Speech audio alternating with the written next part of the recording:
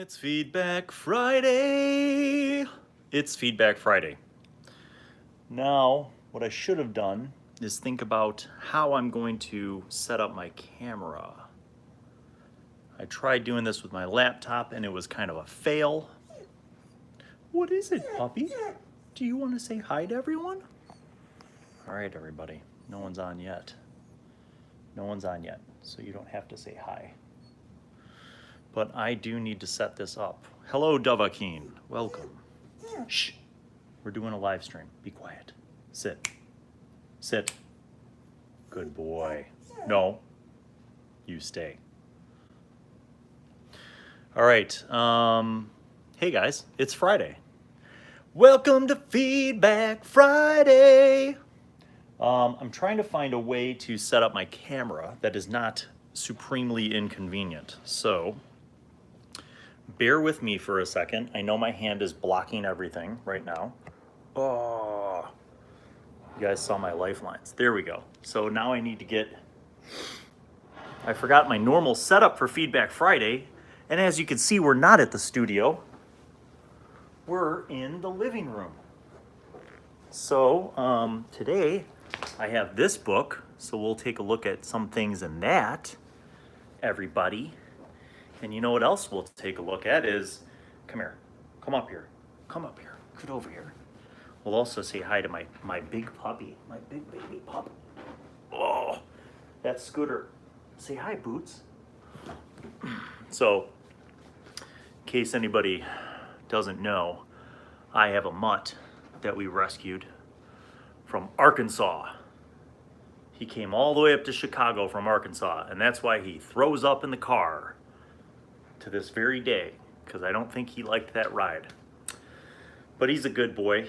We don't really know what he is. He's a little bit pit bull, maybe a little Doberman, maybe some chocolate lab. We're not really sure. But you like to defend our house, don't you? Yes, you do. Yeah. All right, sorry. If you're not a dog lover, that's fine. Sometimes I don't love my own dog, because he can be a pain in the ass sometimes too. So welcome to Feedback Friday, everyone. Today I wanted to talk with you, give you some updates about what's going on with the channel and summertime and programs and shows. Let me just open up so I can chat with y'all. Let me open up the other screen right quick. Come on, live, where you are, live. There we go. Wow, I look like a total douche in that thumbnail. That's nothing new. DoD, what's up? Column, welcome. Let's see here. Okay. Hey, Kev, what's up? Martin, good to see you guys. Natcat. Dovahkeen. Jordan, what's up? So, hey, we'll start off just by talking about today. So you guys probably saw episode 10 of the B Team came out. If you didn't watch it yet, that's your weekend fun.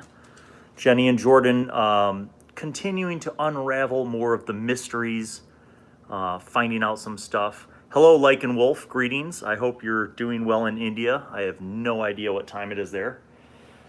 I think that's a completely different time zone. So, some of you guys have really been staying caught up with the programs.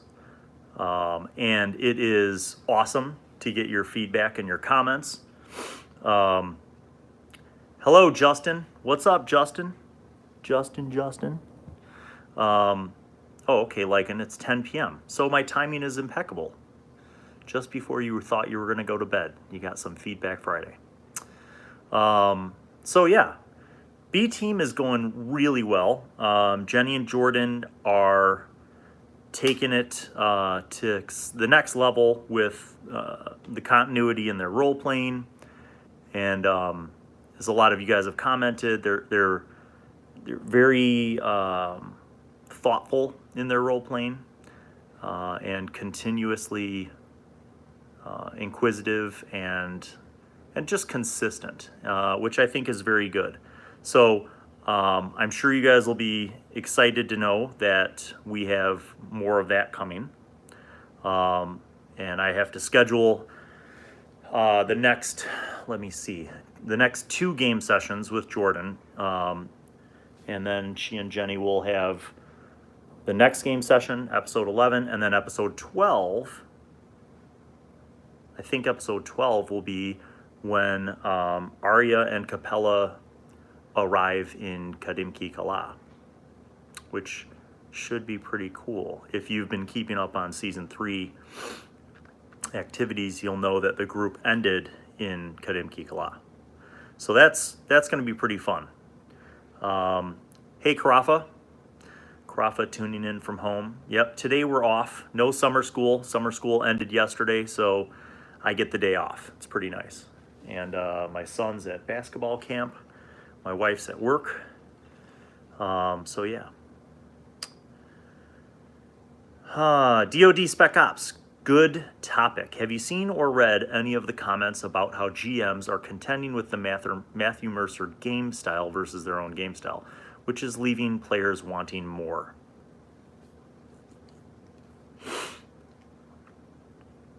I have. And that DoD did not plan this with me, but that's a great topic for us to talk about today. So I absolutely will be happy to talk about that. So for those of you who maybe don't follow Critical Role or don't know who Matthew Mercer is, I will summarize. A group of semi-famous voice actors, professionals, actors and voice actors, get together to play D&D. They started streaming this, and that became Critical Role. They have evolved into probably the biggest channel for actual play content, to the point where I think that's basically a big source of revenue for them. And in turn, a whole generation of young folks and older folks have watched this stuff. And when you have somebody like Matt Mercer DMing, it sets a high bar.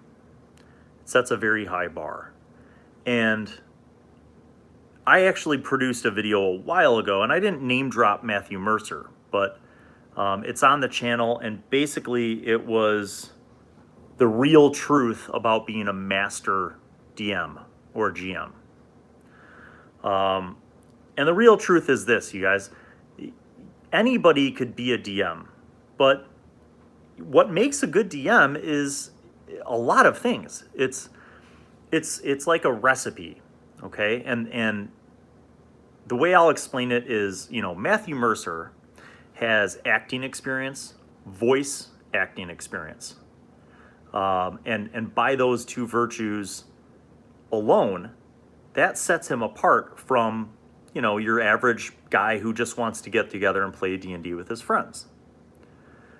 But he also has writing experience and, film experience. So storytelling in different media is a part of his repertoire. So all of those things really have a huge impact on his ability to tell a story. And that's what DMing or GMing is really all about, is the narrative. He can become NPCs, with voice and mannerism and expression. He can improvise. Improv is a big part of being a good DM, okay? So what DoD's brought up is that a lot of people are watching Critical Role, and they think that Matthew Mercer is like how every DM should be. And it's simply not, that's not reality. Most DMs are not like that. Most DMs they're normal people who want to play a game. And they don't have a background in theater. They don't have a background in writing or film or voice acting. So for most DMs, it's not easy to weigh, to go head to head when your players are expecting Matthew Mercer and you come in and, you're just an average Joe. So I think what I pointed out in my video about being a master DM is that you can become one of these people, but it takes time and practice, just like any discipline, just like any skill.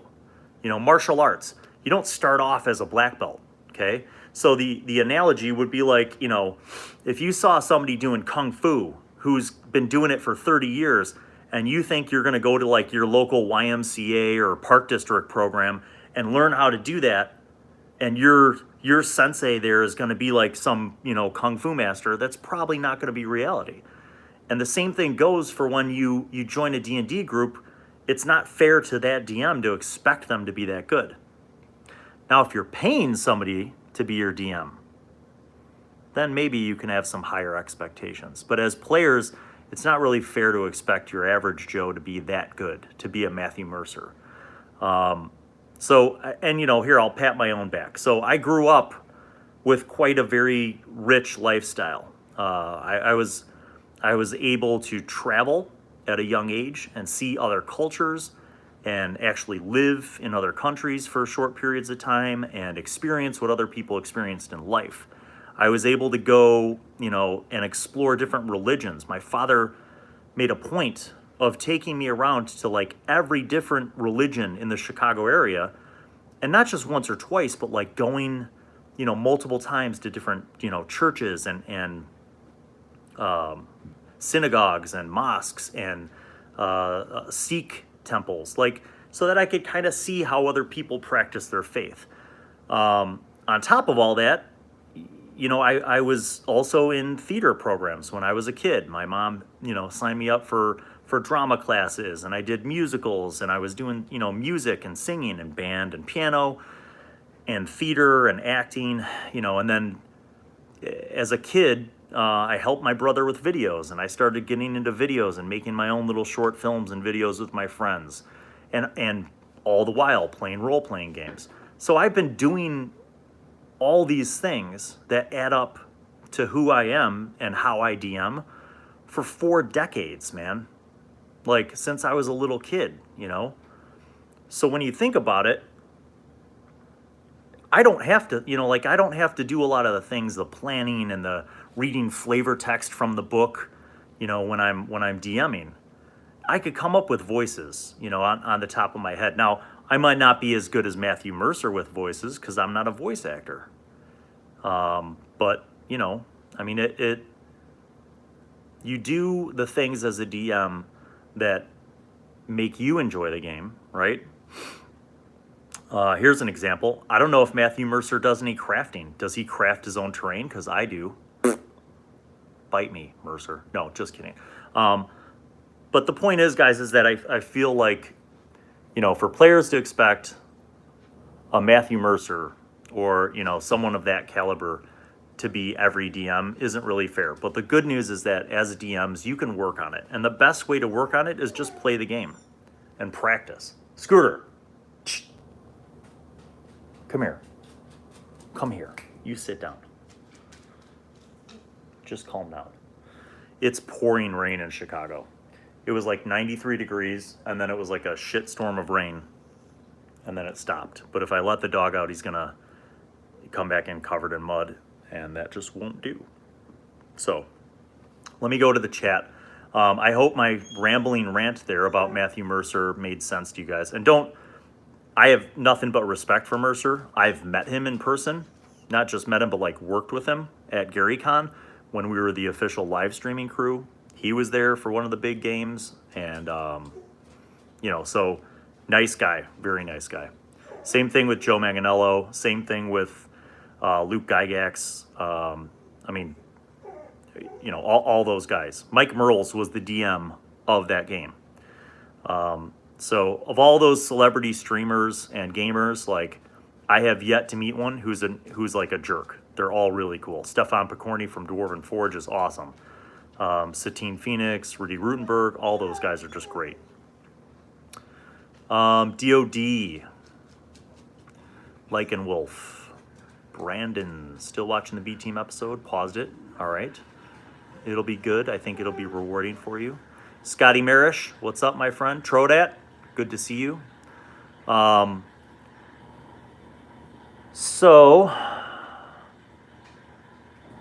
Yeah, and I think, you know, Tricky Troy pointing out, like, he's been doing voice acting and storytelling for years. You know, so that's the thing, is that you can be a refined DM and do voices and maps and props and all that kind of stuff. So it's, hey Mark, sorry you can't stay, brother. Good to see you. Thanks for tuning in. Sorry guys, I'm a little bit behind on this. The comments are awesome. I'm glad you guys are kind of talking while I'm talking about this stuff, but I'm just trying to address some of the things that you pointed out. Yeah, and so Troy was just saying, like, you know, when somebody's been doing it for years and also professionally, like, I'll put it to you this guy. Here's another side topic related to that. I know DMs who've been DMing for 30 years and they suck. They suck and they're boring. So just because, here's another thing, just because somebody's like, I've been playing D&D for 20 years or 30 years or 40 years, doesn't mean that they're any good. I mean, there are people who do stuff for a lifetime and they never grow. They never get better at it. So it's a little mix of everything. Hold that thought. Feedback Friday's still going, but now I have to answer the door. Stay. Stay. Okay, so this is the short stack. Shut up. This is the short stack of keys. Okay. And GM is the one that opens the door. When you're done with this, put it in my desk. Okay. There's a door open that way, so you should be able to go there. Did you? Cool. So like what? Like regular stuff?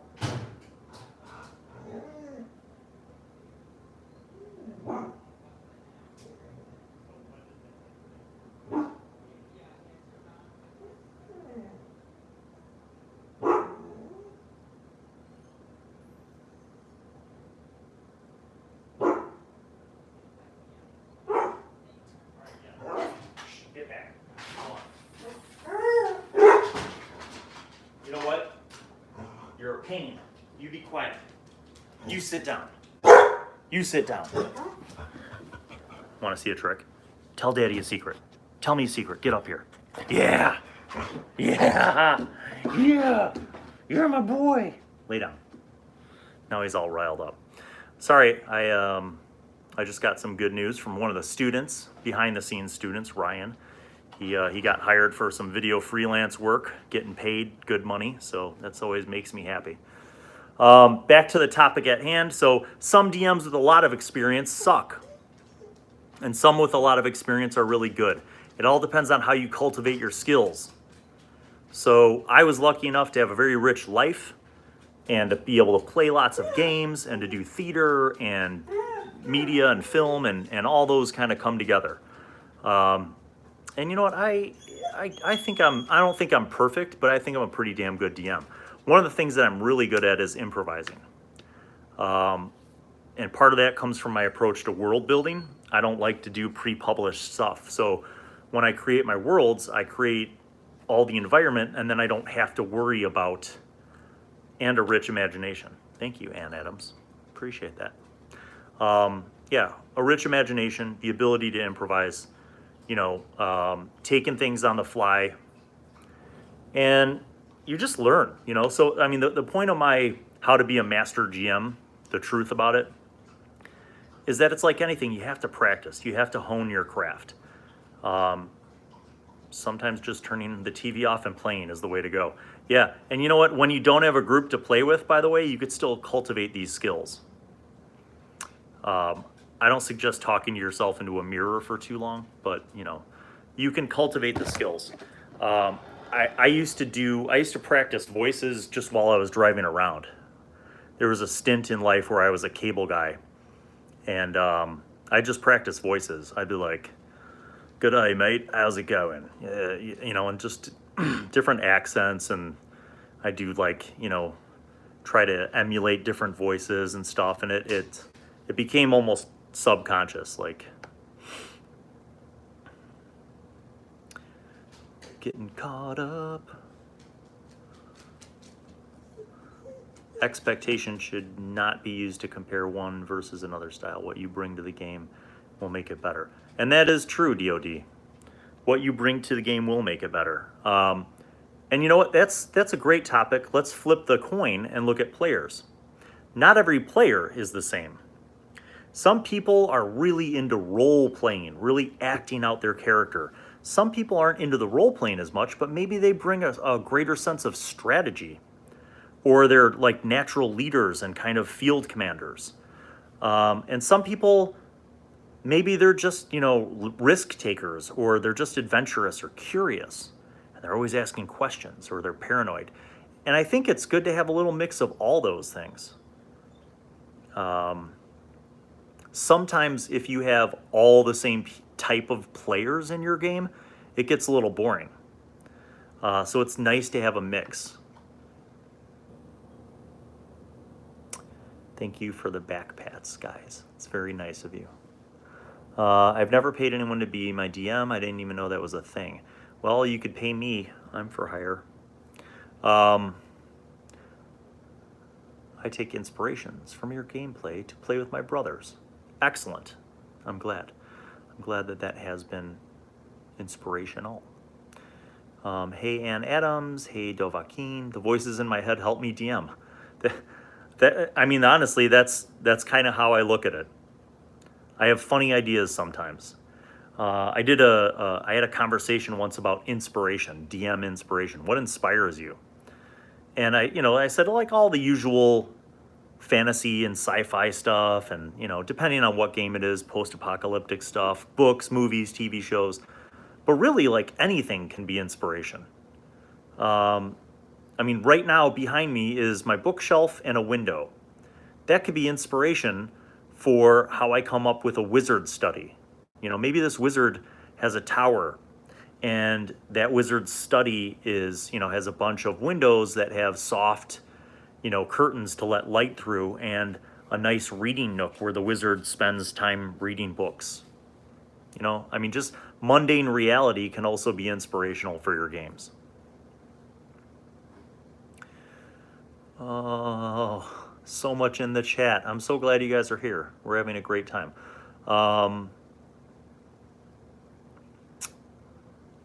Where am I? Sorry guys, I'm like way behind in the chat. So if you posted something like 5 minutes ago, I'm literally just getting caught up to it now. Okay, so Scott Marish says, we never paid our DM per se, but we started a change jar where we throw our change after buying snacks so the DM could use it as discretion for supplies. See, that's cool. That's group spirit. And you guys know I've told you many times that I believe that a group can really work together and pool resources much more effectively than individuals, and here's a great example. If I went out and I bought every D&D book, first of all, I wouldn't be able to afford to, but the suggested retail price on most of these books is $49.95 or $63.95 Canadian. But I mean, that's a lot of dough, man. And I respect the fact that they publish these books, the artists and writers have to get paid, all that stuff. But that said, if you have 6 people in your gaming group and you all pool your money, it's a lot easier to get like a communal set of books. And then, take turns rotating then who DMs and who plays and stuff. Another thing too is if you're trying to hone your DM experience, don't worry so much about running a campaign. Just do one-shots.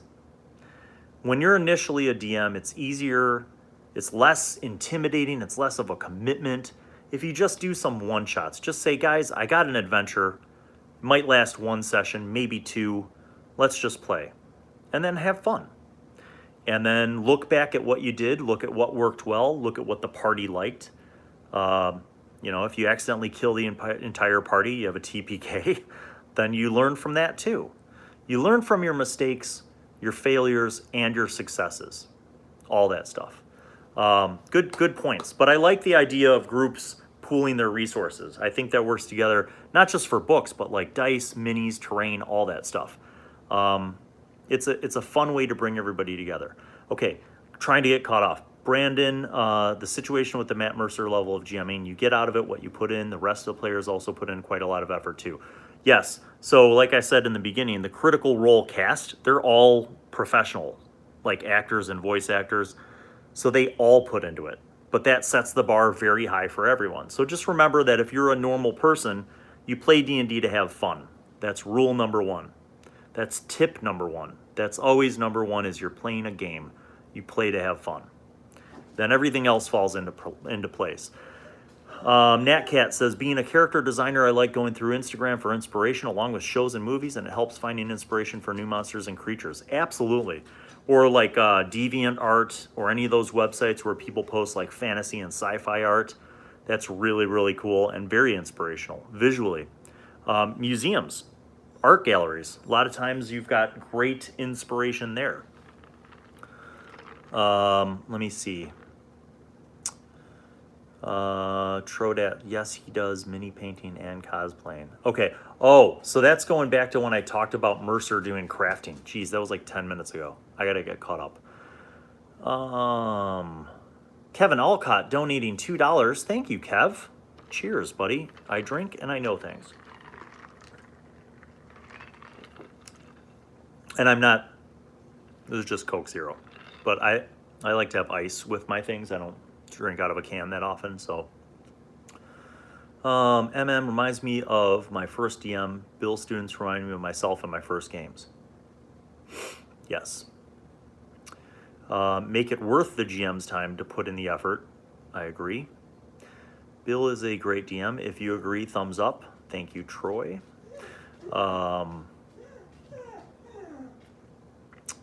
Glad to make my first Feedback Friday live. TopoMusicale, welcome, my friend and patron. Yeah, this, my wife got this, I don't know, a couple of years ago. The wife and kids got me this for Father's Day? Father's Day or my birthday, one of those minor holidays. I think streamers appreciate that getting to play games for fun and profit is a privilege, and it lends them some humility. Absolutely. Welcome, Jeremy. Dog makes an entrance. Yeah, so that's Scooter. He's my dog. He's a mutt. He's looking at me right now. He's like, yeah, what is it? Is there ham? Do you have some bacon or hot dogs? What is it, Daddy? That's my Scooter voice. He's like, what is it, Daddy? Are we gonna go, are there some squirrels outside? What? So my neighbor's having a garage sale. So there's people coming in and out. And I don't know about where you guys live, but like when the weather's nice in Chicago, people bring their dogs everywhere. That's like a thing now, like to other people's houses for garage sales. So it's annoying because like every 3 minutes, my dog's flipping out because there's people and or dogs. He's good though. He's a good dog. He's good with the kids, all the kids on the block. But he does like to chase squirrels and bunnies and birds. What? You know what? I would put you outside, but it's too muddy out now. And I know how you are. Yes, you'd run around in the mud, and then I'd have to get the hose out. And I'm not doing that now, because it's Feedback Friday. So you just sit over on the couch. Go on, go lay down. You go lay down. Dog. All right, I gotta get caught up, you guys. Sorry, I feel like I'm letting you down. I'm just blabbing on about stuff. But sometimes that's how Feedback Friday goes. I'm going through D&D withdrawals. One of my groups has taken the summer off, and since June has 5 Saturdays. This is the first time in a while I've had 2 Saturdays in a row with no D&D, and it sucks. I feel you, Scott Marish. I had about 2 years of a dry spell with no gaming friends. And it sucked. But, you know, keep the faith, brother. You'll find somebody. My first DM was my philosophy professor in college. To this day, I hate logic puzzles. Dovahkiin. That's great, though, man. That he had all sorts of logic puzzles in there. I mean, maybe he overdid it, but, like, that's a great side topic for Feedback Friday. What can a DM do other than just throw monsters at a party all day? I've said it before, and I'll say it again. Social interactions, explorations, mysteries, puzzles, riddles, traps, all that stuff, man. Anything that's not combat, throw those curveballs at your party. Figure out a way to integrate it into the program. VA is taking their first improv classes. Cool. That's awesome. And even if it's not to practice your D&D stuff, improv's fun. It's like grown-ups playing. It's fun. Whether it's comedy or serious, doesn't matter. It's fun. Good for you. That's awesome. I like that. Sometimes just turn the TV off playing is the way to go. Leverage your own experiences. I think I backtracked too far in the chat. Hold on. Where the hell am I? Sorry, guys. Uncle Bill, I wish I could be a patron, but I can't. So instead, have a super chat. Also, please adopt me. I love you. I love you too, Kev. Don't be afraid of feedback and failure. That's right. Good point when it comes to DMing, actually, or players. Here's another thing too. I feel like a lot of people don't do a post-gaming session debrief, but I think that's really important. Leave some time, like 20 minutes or a half an hour after your gaming session to just talk with your players, with your group. When we were younger, we'd go out for drinks after the game and just talk about the game. But you don't have to go out even, just stay there, have a drink, sit down, hang out, clean up your minis or whatever, but just chat with your group about how things went. That way it's not like an abrupt cutoff and an abrupt ending, you know? Give yourselves a chance to decompress and debrief and share your feelings on how everything went. Let's see. Critical Role has become business. The support system they have is massive. We all should look at their success and see what we can do to make ourselves better.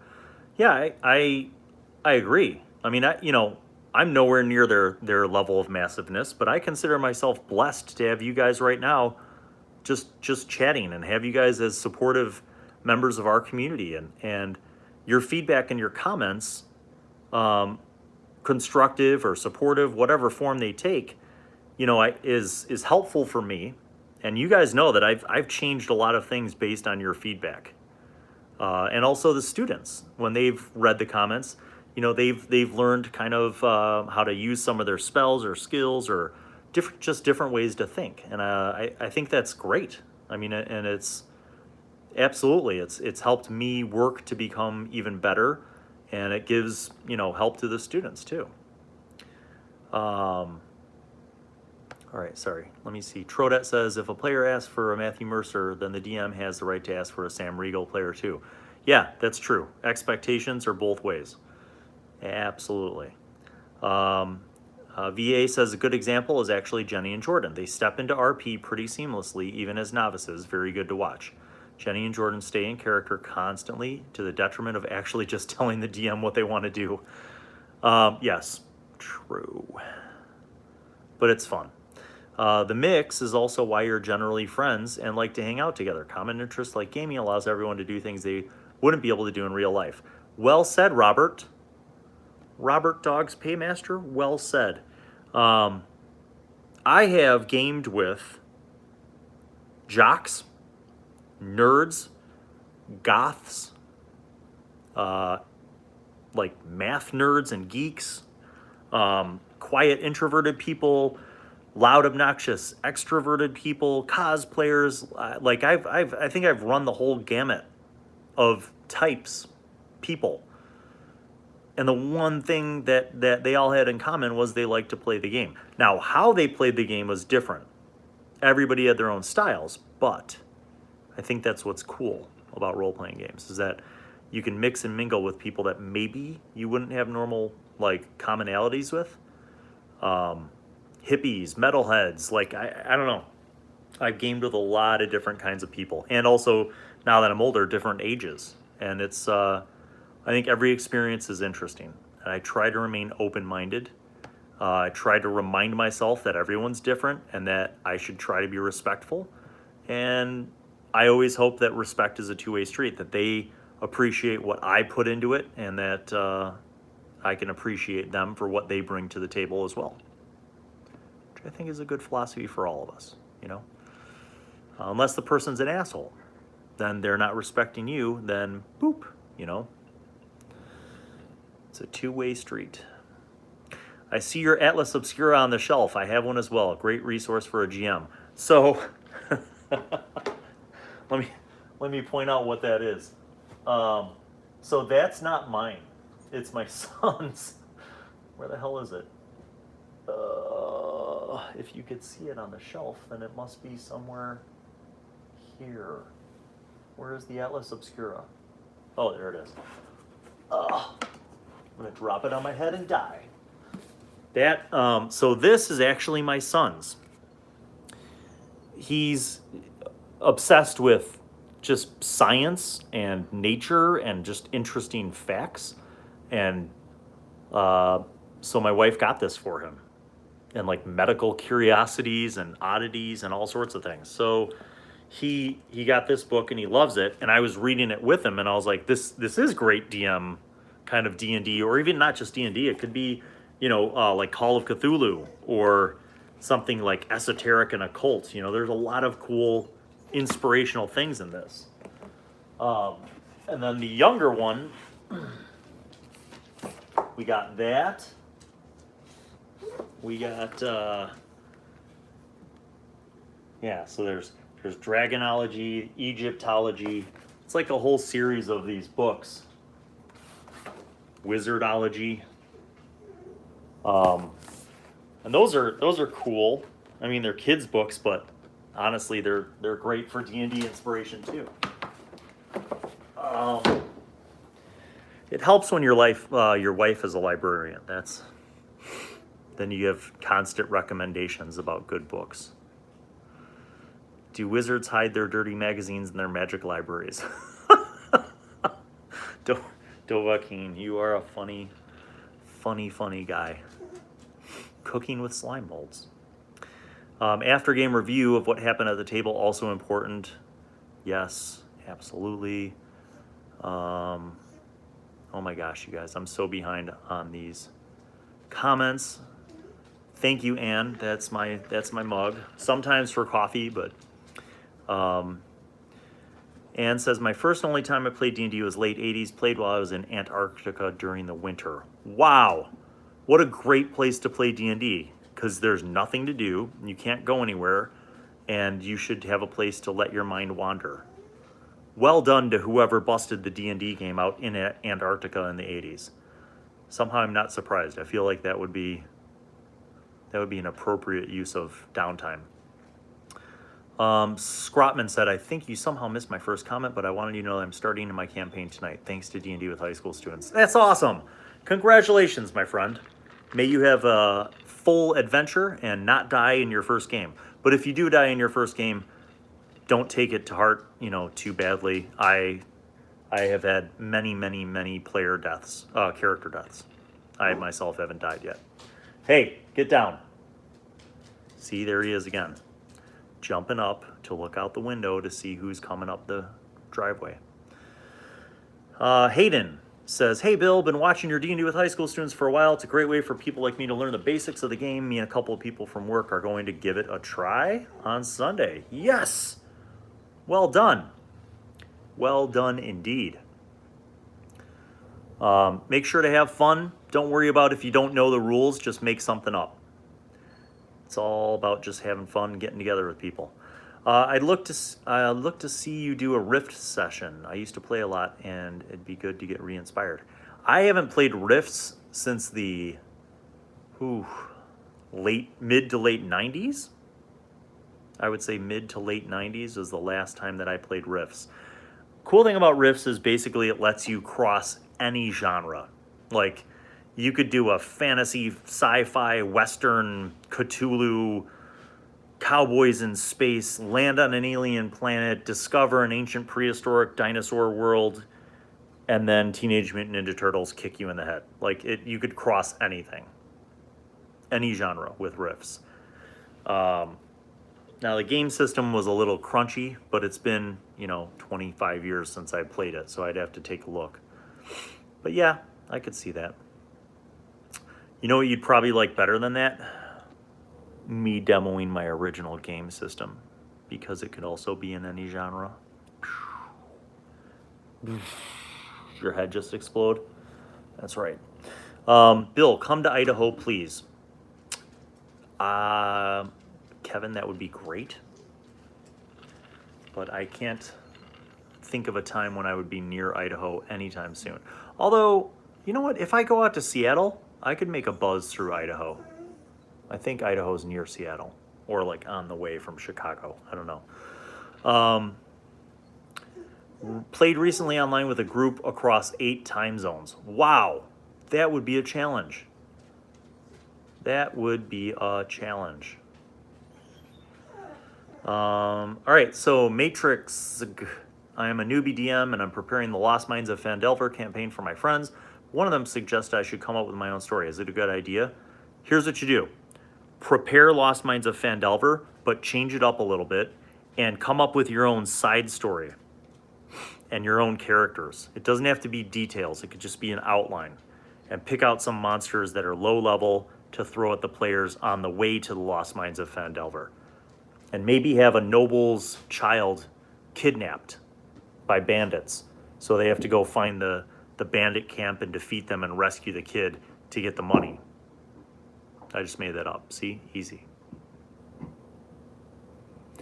Roxy, I started Adventurers League character. Any advice how I should take care of that one in the long run? Well, play fairly. Play by the book, I guess. I mean, Adventure League has changed this past season, and I'm not an Adventurers League expert. So I would say make sure you're aware of what the changes are and how they'll impact things. And if you're not sure, I would ask someone from like your local game store or your local Adventurers League like rep who knows their stuff. Ask them for their advice about character builds, because I know that some things have changed in terms of like equipment and magic and treasure, and that might impact what you want to make. Some character classes are more expensive to play in game, like wizards. To be able to do all those cool wizardy spells at higher levels, there are material components that cost a lot of money. So, think about that. Seattle, yeah. Seattle's dope. My mother-in-law and father-in-law live there, so we haven't been in there in a while. So I might be heading out to Seattle kind of soon. So if I go, I'll let you guys know, because I probably have about a week there. Natcat, I've been thinking about making more creatures. Yes. Short answer is yes. I'm always interested in people's original monsters, and I would be honored to integrate them into a game and throw them at some players and see what happens. That would be fun. So yes, that would be cool, Nat. Topo says, make the character cat at neutral with a penchant for cutting and running when everything goes wrong for the party. That's basically the entire season 2 cast, you guys. Okay, so I wanted to really quick talk about this book. Not so much talk about it, but just specifically what the difference is between a monster's guide and, monster manual and other guides and expansions. So I like to think of Volo's guide as basically taking elements of the monster manual and expanding on them for the benefit of DMs. So it gives some great ideas for how to use some of the other monsters, some of the other creatures. So for example, a hobgoblin stat block in the monster manual with some expanded information might be a half of a page.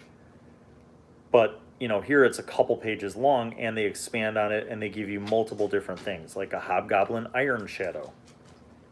I mean, basically imagine a trained monk assassin type.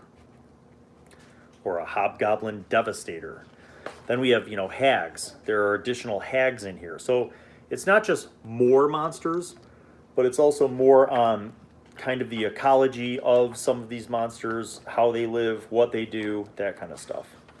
The other thing that this has are character races. So some of you who were like trying to figure out what Sam's character is, a Tabahi or Olin, the fallen Asamar, those are in here as well.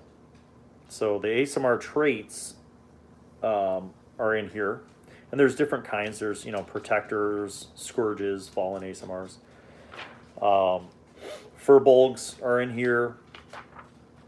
Goliath, the Goliaths are in here with their names, their stat, you know, stat blocks, that kind of stuff.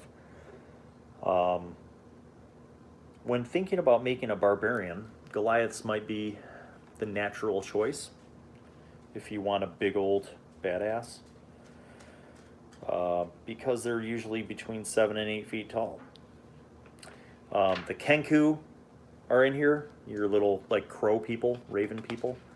Lizard folk are in here, and the Tabahi are in here. So some cool stuff in here. Tritons, bugbears, orcs. So, but sometimes, you know, things are in monster manuals that are not particularly useful to everybody. But sometimes there are things that are a little more, you know, low level, and then some are a little more mid level. If you have Mordenkainen's Tome of Foes, that kind of deals with like high level deadly stuff. Oh my God, Cody! It's Cody from Taking 20, everybody. What's up, brother? I will be seeing Cody in not that long, in like a little over a month at Gen Con. So if you guys don't know, Cody and I go way back to long before he had 150,000 subscribers on his channel. And he's like my brother from Texas. So thanks for stopping in, man. Thank you. Appreciate you. Looking forward to seeing you all at Gen Con. So the Yuan Ti. Now, the snake people are interesting because you can make a Yuan Ti character class. Like, you can make a character, and you could also use them as a DM as a pivotal part of your campaign. So, as an example, some of you guys know that I play in the Initiative Coffee Company series, The Bard's Tale, and there was a big chunk of that campaign that was basically it was the discovery of the Yuan Ti on an island on the glass shores in the Bard's Tale. And so you have quite a bit of different Yuan Ti servitors, for lack of a better word. Not sub-races really, but like types. I guess they would be sub-races, I don't know. So like there's the Anathema, there's the Broodguard, the Yuan Ti Mind Whisperer, and there are different challenge ratings for these too. So like, you know, some of them are a little more deadly. Some of them are a little lower level. So like the Broodguard's a challenge rating 2. That'd be a good one to throw at, you know, a lower level party. But then you have like the Mind Whisperer is a challenge rating 4. The Nightmare Speaker is a challenge rating 4. And then the Yuan Ti Anathema is a challenge rating 12. So the reason why I like something like that is that you have quite a range of challenges where this one kind of race or monster grouping has a lot of varieties, and you can use them as recurring villains or threats within your campaign world, and your players will become familiar, and yet you could throw them these curveballs by saying, all right, there's, you know, you see this temple up ahead, and they're expecting some lower level thing, and now you have, you know, you're throwing them some other much bigger thing. One moment, gotta get the door.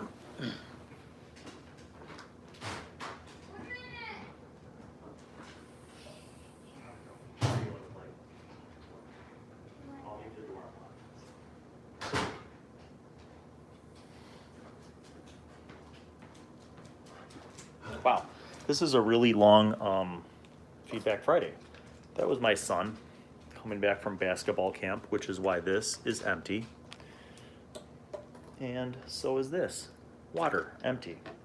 Okay, so whether it's the Yuan-Ti or another race, one of the things that I like is that you could pick something from the monster manual and then figure out, if it's something that you want to be able to use on an ongoing basis, let's say. So I'm going to pull up the orcs.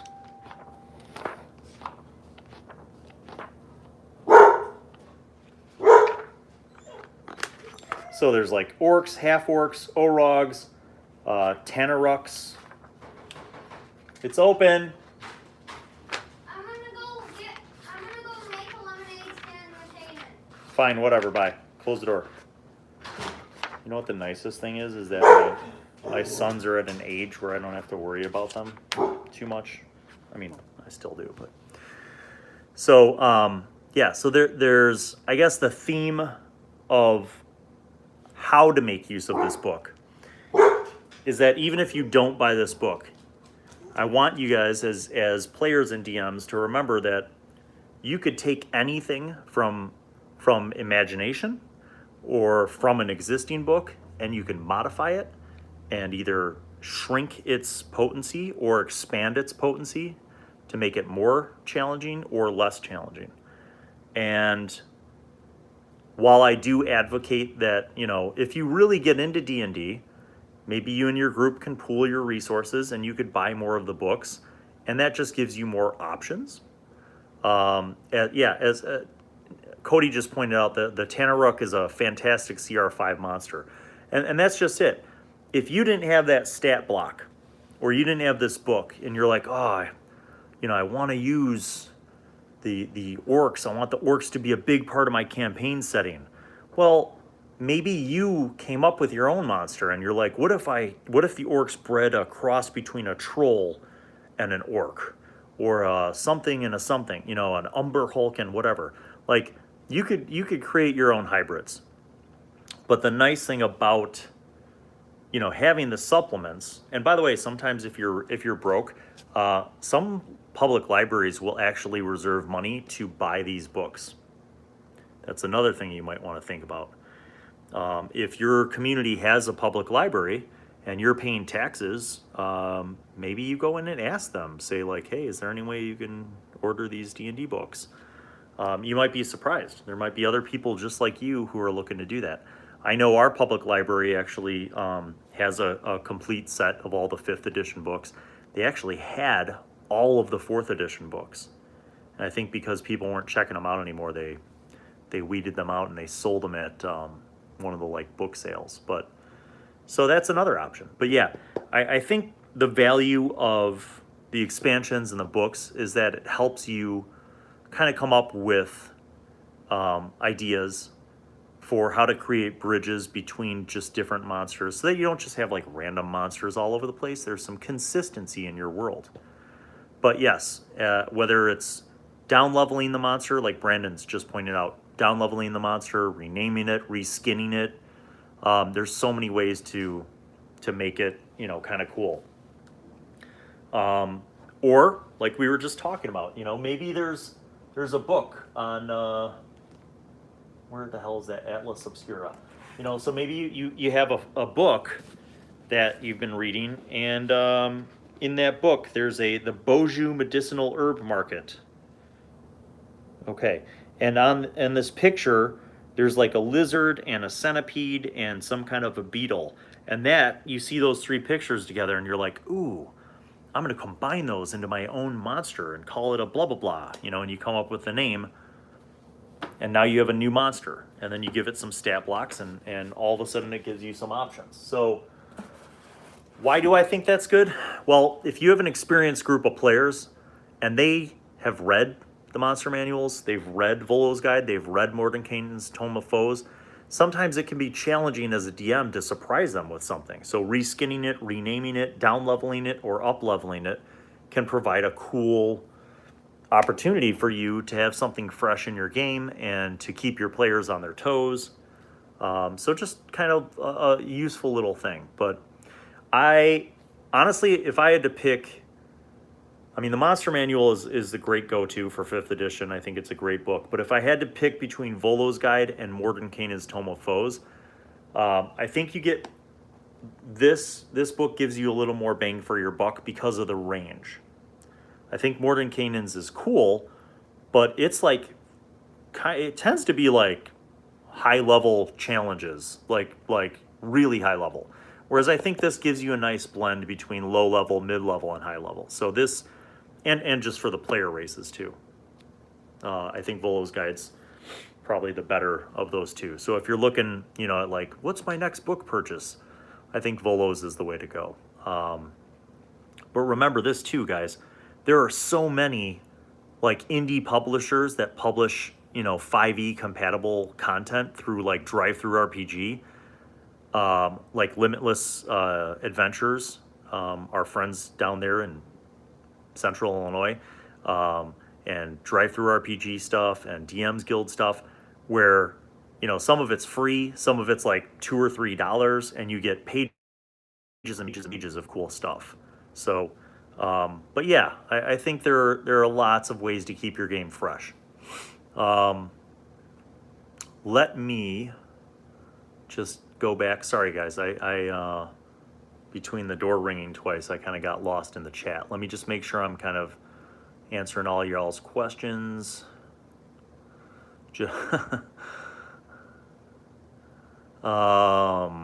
One thing I really miss from second edition is the Monstrous Manual 3 ring binder format.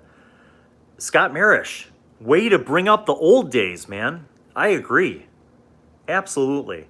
So for those who didn't know, there was a 3-ring binder that allowed you to kind of compile all your stuff. Now, you could probably homebrew that yourself, but these pages were made in such a fashion that you could actually insert your own additions to this. So imagine your own, you know, monstrous compendium sort of thing where you can kind of compile all your stuff, including any of your own homebrewed or additional supplements, into a nice tidy binder. Yeah, wow. I haven't even thought about that in years. That's cool, man. You should try to run a high-level campaign for D&D with high school students. I agree. We've talked about doing that, Baker. We've talked about it. It remains to be seen who would be in on it. And actually, you know, we've talked about doing a hybrid of some crossover content where we have some of the high school students, some of the college people, and some of the adults. So we'll see. I don't know. So many options. So many options.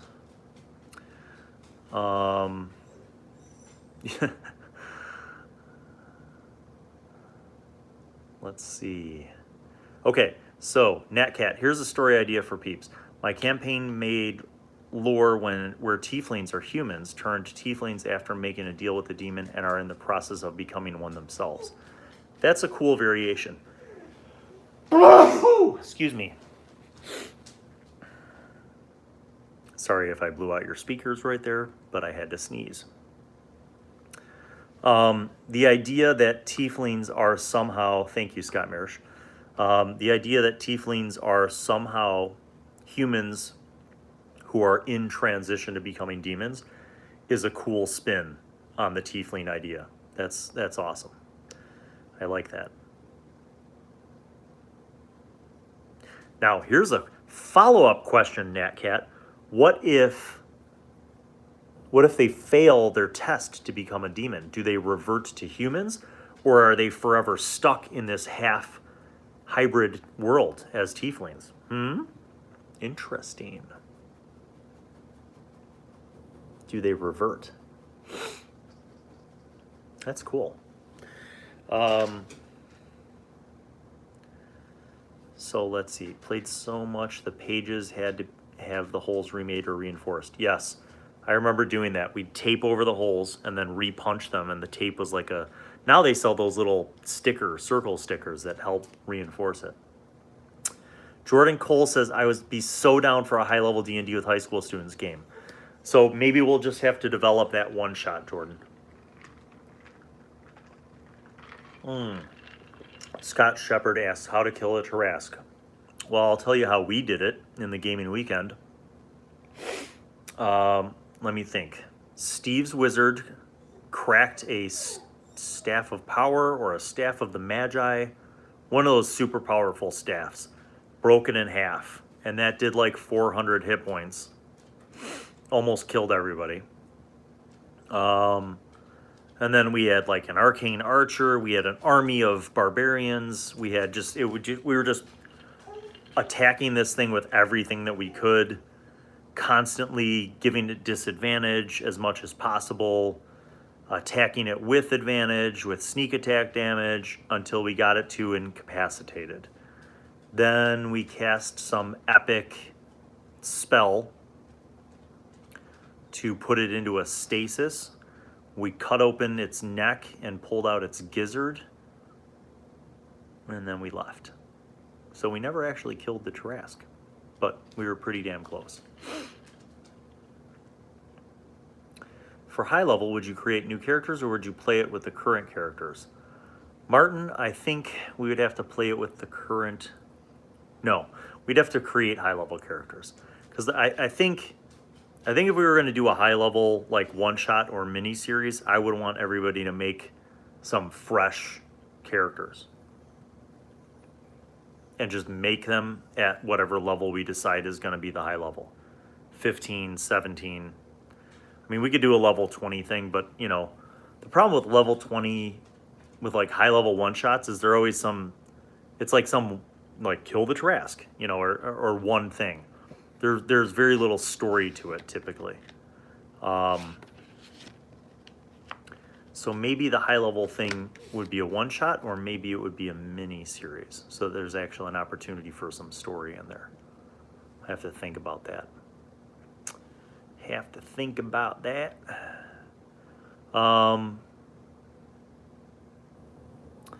Natcat responded, I'm not exactly sure because it's not my lore, but I think they get their souls taken.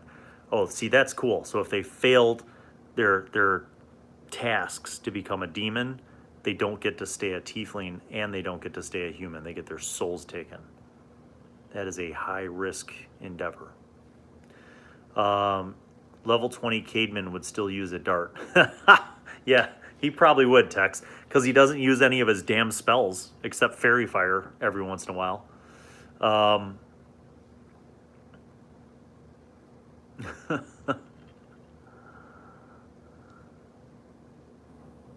Finally, a streamer answered me. So happy. I'm happy to answer you, Scott.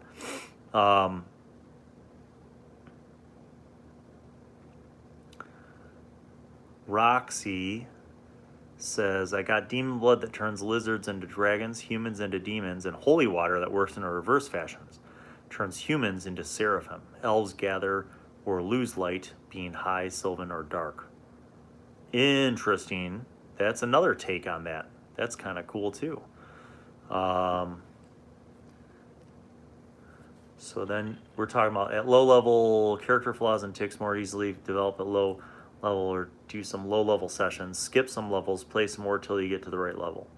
I have a homebrew idea for a classic witch, which is basically a mix between the UA alchemist and a warlock, but all about chaotic fey magic. There are actually, okay, Isuru. There was actually somewhere, I got to think of this, there was actually something published for 5th edition for voodoo, for voodoo witchcraft. And I can't remember where that was. It might have been in Unearthed Arcana or in the errata somewhere, but I want to say that that exists, so maybe check that out. DoD Spec Ops, he should have been a fighter. Bard is hard for him, I think, with all the complex spells he gets in. Yeah, you know what, it's funny because I think Tony wanted to be a bard because of the musical thing, even though he could have been any class with a background as a performer, but I think he's starting to learn, and I think he's starting to learn. Isuru, hold on one second. I'm going to see if I could find, because somewhere in a folder I might be able to actually find the link to that voodoo witchcraft thing, because I actually remember it being really cool sounding. So let's see. I'm going to open this up.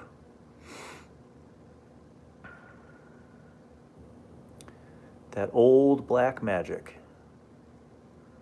So, yeah, Unearthed Arcana articles. That old black magic. That old black magic is what it's called.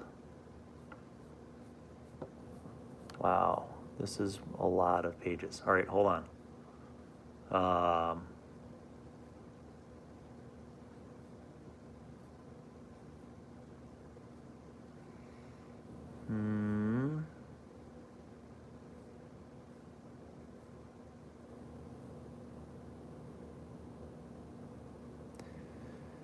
Rage of Demons. Tiefling variant. Subraces. Abyssal Tiefling, Infernal Tiefling. Maybe that's what I was thinking of. A lot of conjuring. Yeah, I don't know. Maybe it was from Rage of Demons player options. But search for that old black magic. Maybe that'll be where you find it.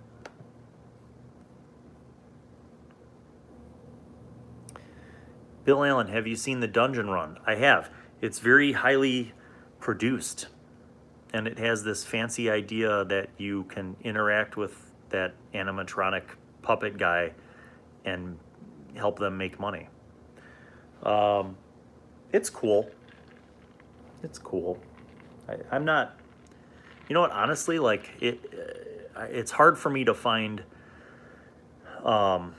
streams that I'll watch consistently, because a lot of, I just don't get into the storyline all that often, but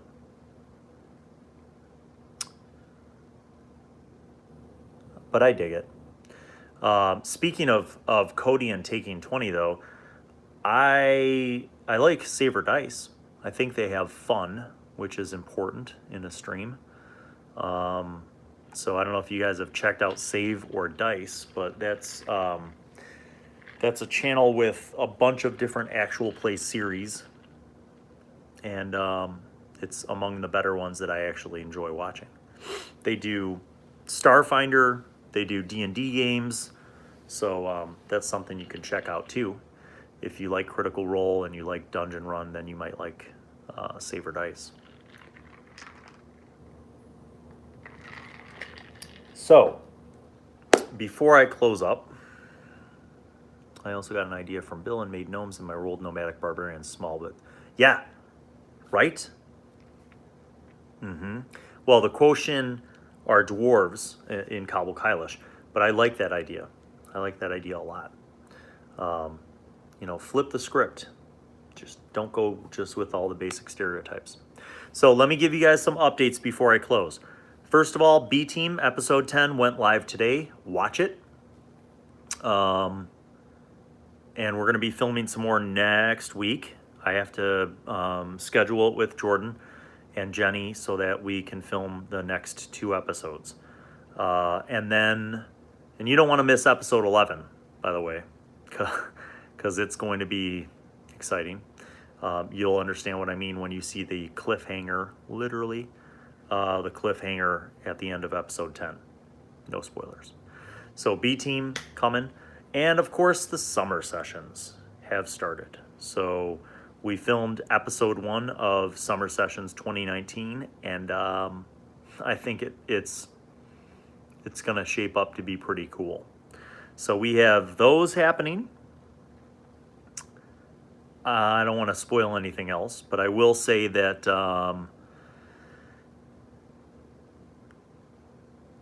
yes, Natcat, yes, send them over. I love the layout.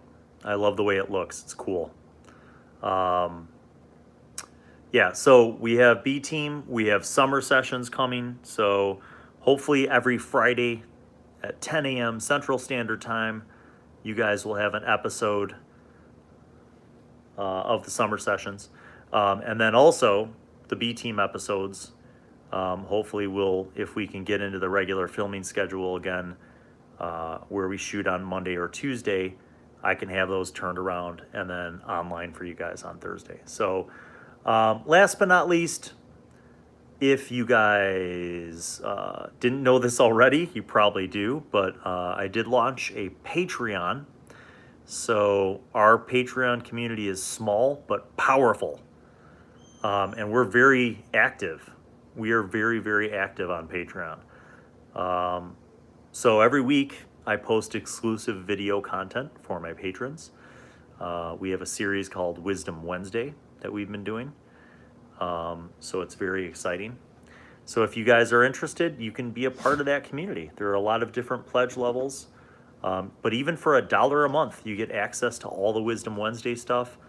And I have been sharing a lot of content online.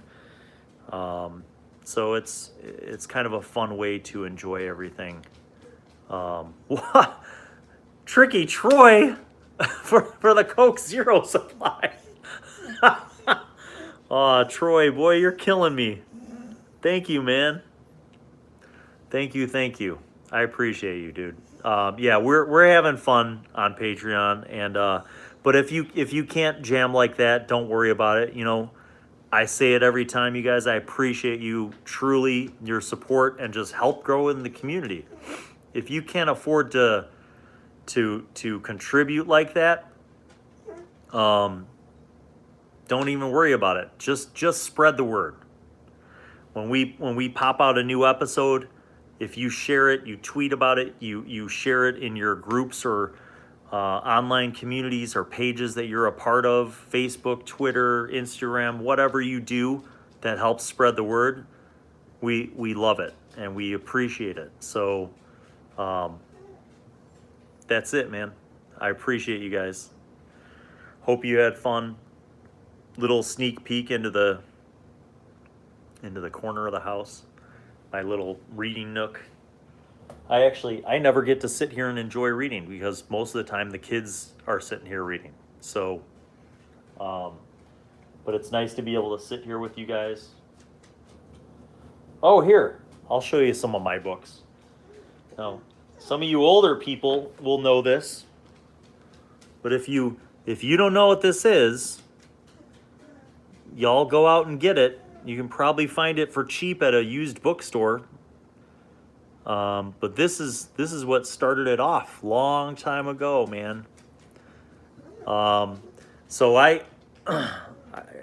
read these 30 years ago, probably. I don't know, whenever they came out. So I got the first three, the trilogy, for my son. And this it makes me feel old too, man, because I was his age when these came out. So, but this is like the original R.A. Salvatore's series, the whole Drist. Like, this is what made Drow cool. This series is what made the Drow pop. So that, back in those days, man, there was nothing cooler than Brunner and Drist and all the heroes. And then, now this is a rare gem, okay? So long before Peter Jackson made the live-action Lord of the Rings, an animator named Ralph Bakshi made his animated Lord of the Rings. And this is back in, 1970 something, 77. What's really cool about this is that this is illustrated with frames from the animated series. So I had the movie on VHS tape, and then years later I found it on DVD, and then finally I found it on Blu-ray. Now, a lot of people don't like this because it's not true to the book per se, but you got to remember that when Ralph Bakshi made this, he was taking the Fellowship of the Ring and half of the Two Towers and making it into one movie. So he actually didn't finish the entire trilogy. But it's kind of a cool little book.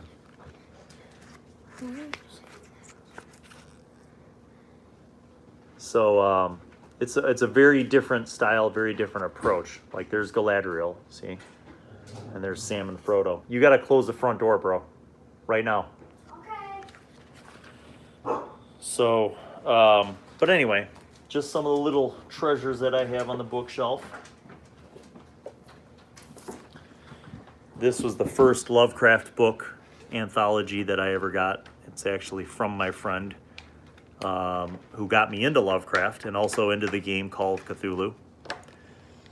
Pretty awesome. And I have a lot more. Oh, thank you, Anne. That's so cool. Oh, it's like book reviews with Bill. Yeah, so this was Blood-Curdling Tales of Horror and the Macabre. That was the first one. This one was cool because it focuses on the stories that have to do with Lovecraft's Dreamlands. Yeah, and we were, especially with the Call of Cthulhu, I want to say the 3rd edition, we did a lot of adventures that led into the Dreamlands, and it was cool. It was almost like blending fantasy and D&D with Call of Cthulhu. And then I picked up this little one for travel. It's the smallest of the ones that I have. This is just short anthologies. I'll throw this in my backpack as a carry-on if I'm going on a flight somewhere, just to have as a, as something to have with me.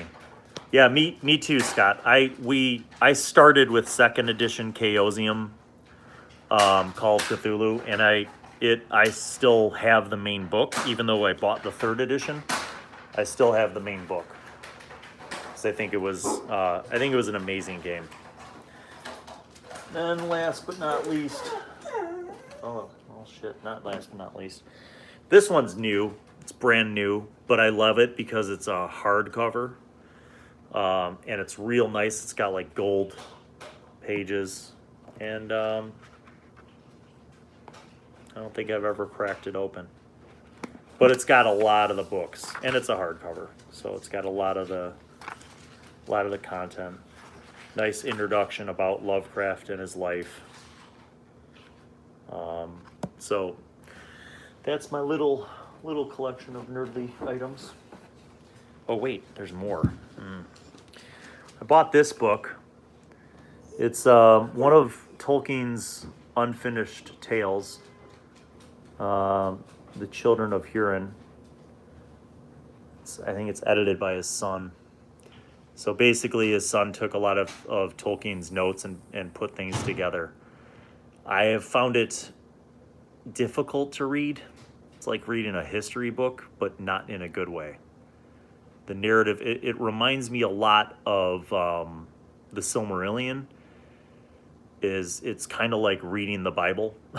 Like it's slow going, but if you're really into Tolkien, it's kind of cool to know some of the backstory and the mythology that they, kind of the ancient history.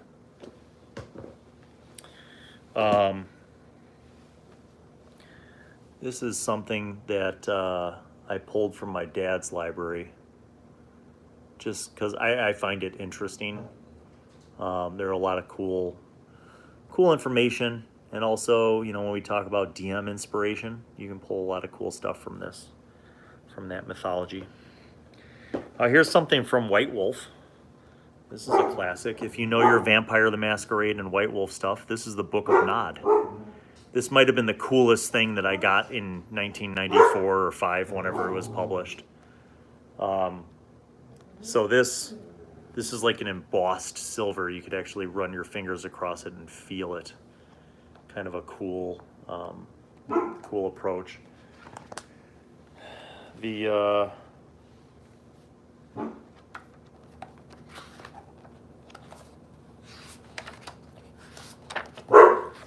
style and the design for the pages is cool. The illustrations are cool. It's basically like the Vampire Old Testament, if you're into Vampire and White Wolf stuff, this is the Lost, the Book of Nod, kind of going through all the mythology. There was a time where I used to read and reread this and prepare all these cool adventures with it. And I almost sold it, like I did a lot of my game books. because I thought I'd never use it again. But it's pretty cool. Yeah, Tricky Troy introduced me to White Wolf stuff. Yeah, the White Wolf stuff, you know what? To this day, man, the White Wolf's game mechanics were revolutionary. Everybody talks about mechanics, but honestly, the elegance and simplicity of their system, just using dots and 10-sided dice, just made everything so simple. And I don't think there was anything wrong with it. But they kept on releasing new versions, which kind of, you know, burned me out on them, because I don't feel like they needed to. I think the mechanics were perfect, you know, in the first system. Maybe the second system they cleaned up a couple things that I get, but they didn't need to go to, like, you know, 5 editions, especially in such a short amount of time. I mean, D&D's been around for 40 years, so it kind of makes sense that there'd be 5 different editions of D&D in 40 years. But, you know, Vampire's only been around since 92 or 93, so that's not as long. But anyway, well, y'all, I cannot say how fun it's been. Well, I can. It's been fun. It's been an awesome Friday. So, got a lot of stuff going on this weekend, but thank you all for your support, for tuning in. So I love the fact that you guys, you know, that you've been supportive here. And for my patrons, thank you all. For all of you guys that have tuned in, thank you for your support. And for all you guys that toss some money through the super chat, thank you so much. That's so cool. I appreciate you guys. And stay tuned, because like I said, the B team is killing it. Jenny and Jordan got 2 more episodes, and then they're going to be merging in with some other special players. I don't want to give anything away, but it'll be exciting. And then the summer sessions have already started. You're going to get your first episode next Friday. So until we meet again, thank you. Peace out. Love you guys. And we will see you soon. Very soon. Boop. Peace. Love you. Peace.